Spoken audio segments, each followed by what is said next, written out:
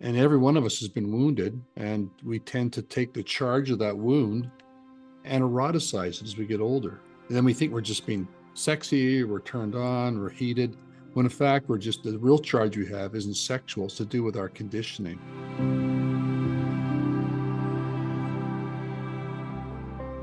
Hey man, thank you for listening to my interview with Robert Masters, who coined the phrase outgrowing pornography. He's one of my heroes.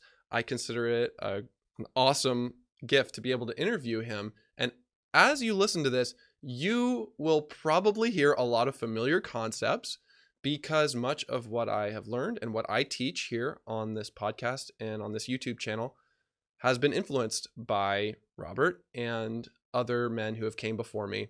So this is a great introduction to the concept of outgrowing porn, and it's going to give you so much more than that, because as he says, this is not just about sexuality, this is about your whole life.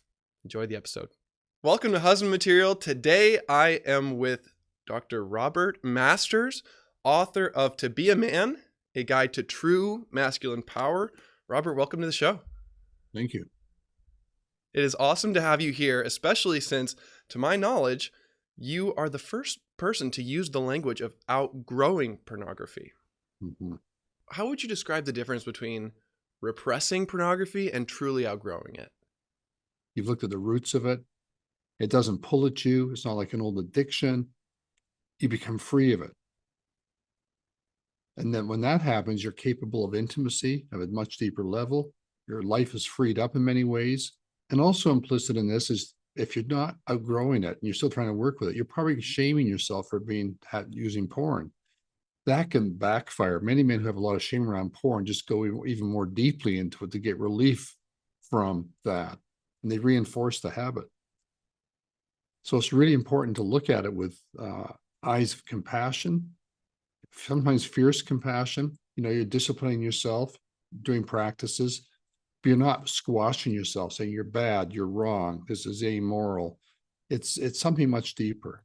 Outgrowing it means you have not rejected the you who is pornographically inclined. You have compassion for him. It's like you're loving him, that younger part of you, that teenager.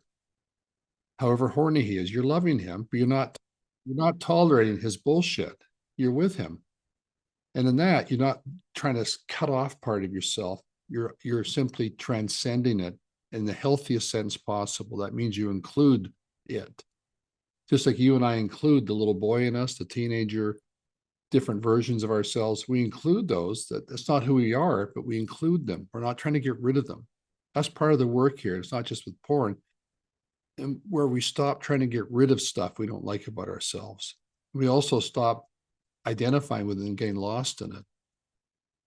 And this requires a certain degree of awakening, which is good for us in any way, just to wake up more deeply. Here's what makes me tick. Here's what makes you tick. And I want to get to know it. Absolutely. Essential for good relationships with men and women, just to have that capacity to relate to these parts of ourselves instead of relating from them. It's a huge difference. Yeah, just that one little word. It is huge.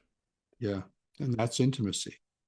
Becoming more intimate with all that we are, as you like to say. Heard that before. Yeah, that's my path. My spiritual path is becoming intimate with all that I am. And that means all that is. And there's no end to that. That's like love. You can't say, okay, here's the end. Can't go any deeper. You can always be more intimate. But being intimate with something doesn't mean you fuse with it. You get lost in it. You just get really close to it. Like I'm super profoundly intimate with my wife, but I'm not lost in her or she in me. We still have our separateness, but we meet very deeply. Mm-hmm. That little bit of separation that prevents the intimacy from becoming fusion allows for more clarity, more focus. You see the other person, you relate to them. And one of the aspects of becoming close to the part of us that is attached to pornography is really exploring and examining our specific sexual arousal and fantasies. Yes, in detail.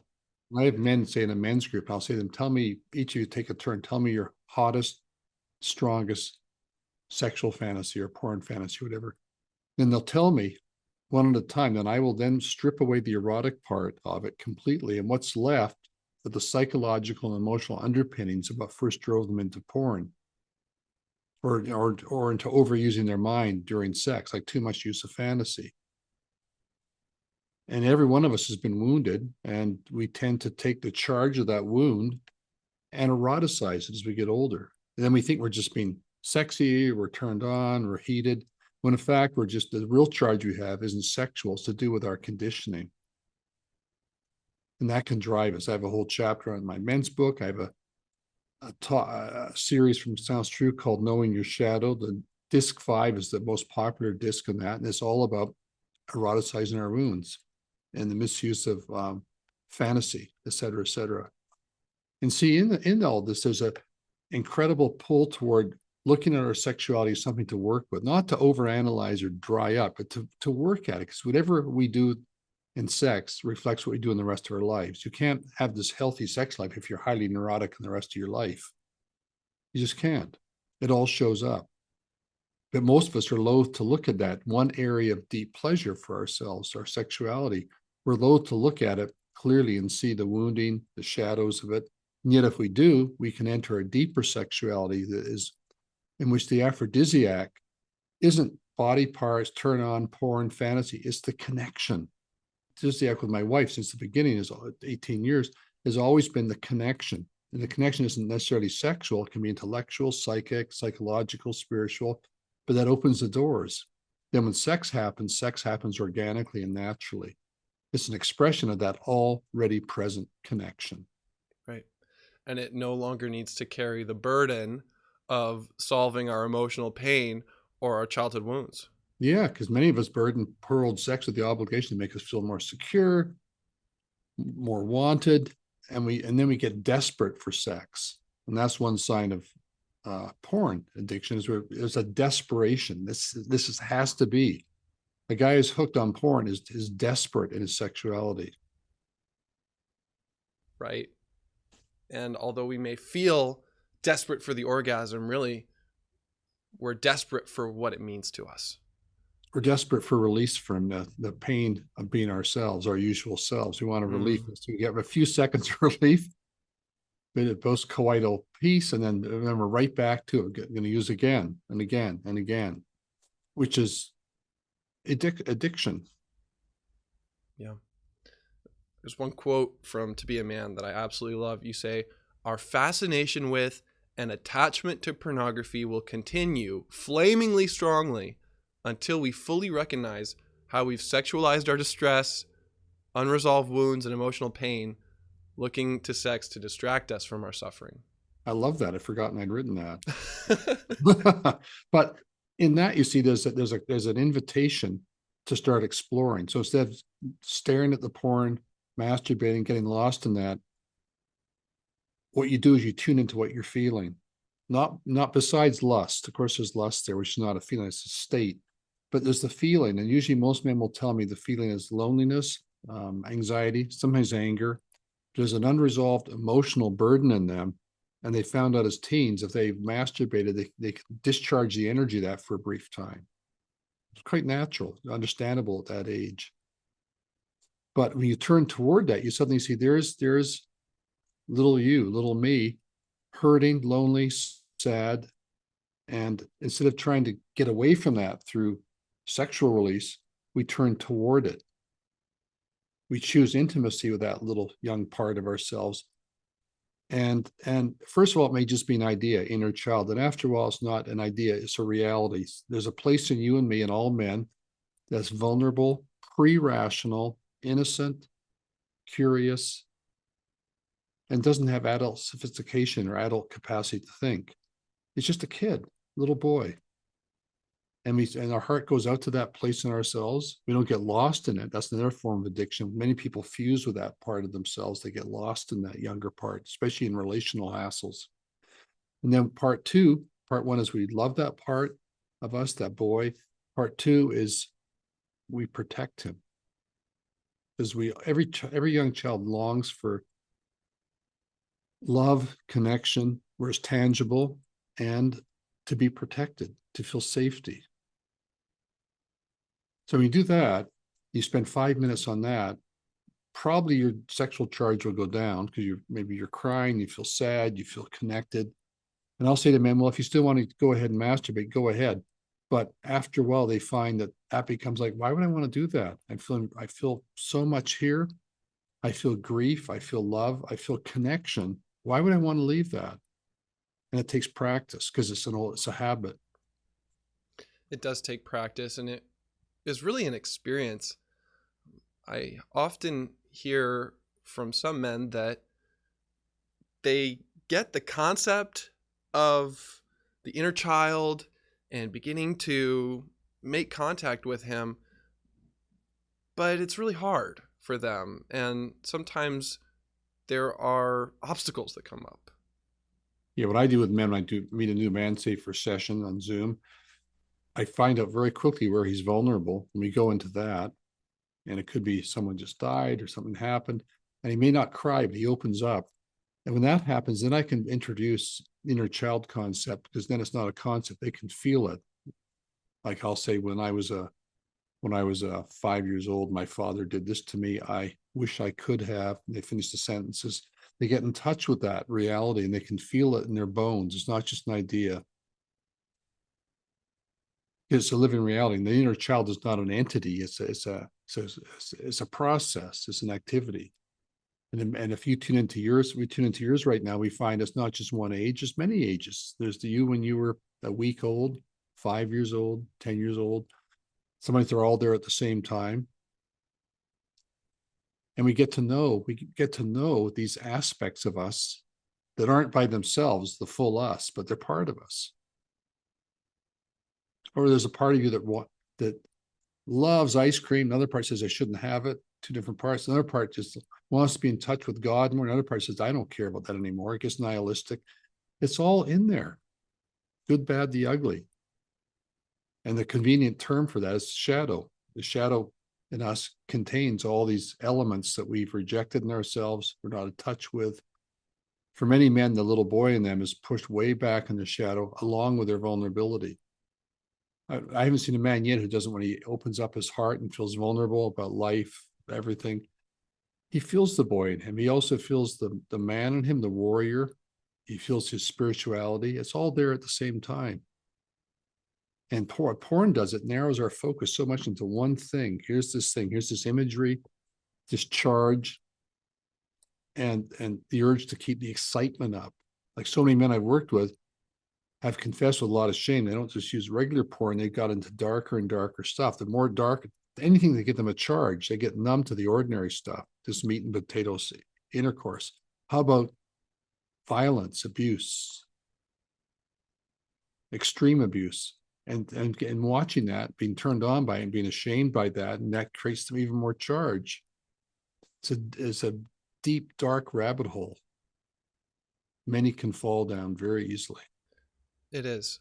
And as we talk about this, I wonder what you might say to a man who understands these things, who's resonating, who's saying, yes, that's what I've been feeling so deeply. This is exactly what's going on with me. And maybe he's had some healing experiences, but porn is still a part of his life. Well, I would say to a man like that, work on the rest of your life too. Because when you work on the rest of your life, that will include porn. If you just try and do it with porn and keep everything else as is, being in a job you don't like, your partner you don't get along with, you have to look at all of it. So I see a new guy for Zooms for my men's groups. I'm looking into their entire life. We're looking at that. This doesn't work. That doesn't work. What do we do with this? And there's an invitation in that to become more whole. And then porn has a context in which to operate. It's not just porn. It's more like, here in this context, porn is blocking your capacity for intimacy. Porn began for you because you saw your dad left sex tapes around when you were 8 years old. Whatever it is, it started like that, or so you're molested or even raped. Something happened. Let's look at that. And the hardest thing for most men entering deep psychotherapeutic practice is the shame. Oh, I don't want to have to need this. Leaders of our country don't seem to need any therapy. Of course they do, but I don't want to admit that. So often when I have men in a men's group admit that, And I appreciate them for showing up. Say it takes courage to be here, which it does. Then we have the deep dive in which the tears can come, the rage, the joy, all the sharing. And then the sense of, he too has had a very heavy porn habit, or his man still has some, or whatever. There's a sense of brotherhood, not to kind of like, okay, let's all do it together. It's more like, wow, we can wake up together. And that's a lovely thing to know that you're not alone in this. And it's not just guys on at a distant meeting of some sort. This is up close. So Makes a good. huge difference. And also, a lot of men wish they were closer to their wives, and vice versa. I'll say, well, if there's a porn thing, I'll explain how it's in the way. Like there's a subtle triangle. There's him, her, and the porn habit, or two gay guys, same thing. Him, and here's the porn habit. It blocks intimacy. And it reinforces our tendency to fantasize during sex rather than letting the other person be our turn on. I'll often say to men in that position and women, open your eyes more during sex. Because the other person's not present, you're going to see it right away. Or if you got some game going on behind your forehead, they're going to see it. Your cover is blowing. So be naked, learn to be naked. And if you got a porn pull, you're not naked. You're off in a corner. It's a private thing. You're off in a corner somewhere, pleasuring yourself for a ever so brief release. So outgrowing porn can even just refer to outgrowing what's happening in my mind during sexual intimacy. Yes, I'm learning how to shift from mind to body. Like in porn, there's this profound connection between mind and genitals. And what's in between tends to get ignored, paved over. The heart, the guts is kind of left out. That's a lot to leave out.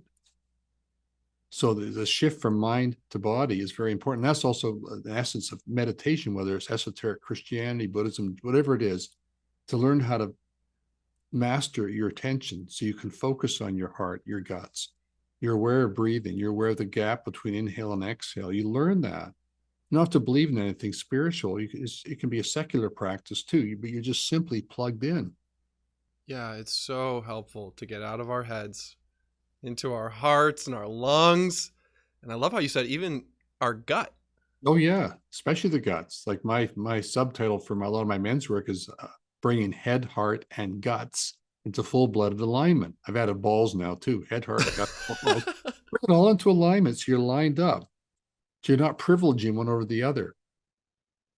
We can go too far the other way. We can make it wrong to be intellectual. We need our intellect. Rationality and emotion are meant to work together. So you're lined up, and a man's lined up like that. You know what else he has? Is integrity. A guy who's being sucked into porn doesn't have his integrity until he's working with it. When you have your integrity and you have it deeply, you don't want to lose it. You say, I won't do that. I won't do that. You can say no more to things that don't serve your well-being without shame, without worrying about rejection from your friends or women. You got your integrity because you're lined up. So exploring porn, like we're talking about, isn't just about porn. It's about your whole life, really. Yes. Getting in touch with your wounding, looking at how your relationships reflect your unresolved history, from when you're a kid, and on and on. It's like it's a journey of awakening. And what appeals to men when I'm doing my men's groups, women too, but men more, is when I frame it as an adventure. When they get into it, this is an adventure. It takes balls, takes courage, and you're diving in. The deep end of the pool. How exciting. And knowing there's going to be difficulties, knowing there'll be pain, fear, body breaks down, people leave. I mean, this suffering's part of the dance. Isn't it amazing that our sexuality can become an entry point to so much more? Yes. It wakes you up in all your dimensions. What we do in our sexuality tends to exaggerate what we're doing otherwise in our life. So it's very evident. It's even more obvious during sex than it is in the rest of our life. Here's what we're doing. Here's my game I play with power. Here's my narcissism, or here's my craving to please her or him because then they'll love me. All those dynamics are going on. It doesn't have to be hidden. It doesn't have to be kept in the dark. So you're working with porn, you're bringing something out of the dark. Even the rest of your life you're working with it, you're bringing stuff out of the dark so it can be illuminated. And that's where psychology and spirituality meet. There's a sense of awakening in both paths. You wake up to what your structure, you wake up to the divine, you wake up to dimensions beyond the known. You wake up to that. And as we go through this adventure of awakening and outgrowing pornography, what tends to happen to that pornographic pull or that charge? It's weaker and weaker. It may always linger to some degree. Like just like if you've had your heart broken in a relationship, you may always have that bit of a scar in your heart. You may forgive her, you may move on, but it still hurts, or someone close to you dies. We have a thing in our culture around get over it. That's bullshit. I mean, if your heart's broken open, you can cry your guts out 30 years after your mother or father died if you're really close to them. So I hear you saying it might never go away, but it can get weaker. It doesn't have to be as loud. What you do is you relate to it. In other words, you're not lost in it. You're not fused with it. So you relate to your porn habit, the old one, and you may only notice it every now and then, and it's very minor flicker. Maybe you meet a new woman, you feel charged for a second, then a second later you have the choice to undress her behind your forehead, do a little porn thing with her in your mind. You don't do it. You know better. You just know better. So you see it and you kind of can see like, okay, here's that habit. Here's the habit I have around certain foods, or here's my habit around under exercising or over exercising. Here's my habit around wanting to have more money when I already have enough, etc. I like to think of porn as a pacifier. You can drop the Yes, pacifier.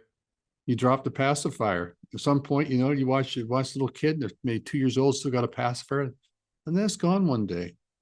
You miss it for a few days, then it's gone. And we all have our pacifiers.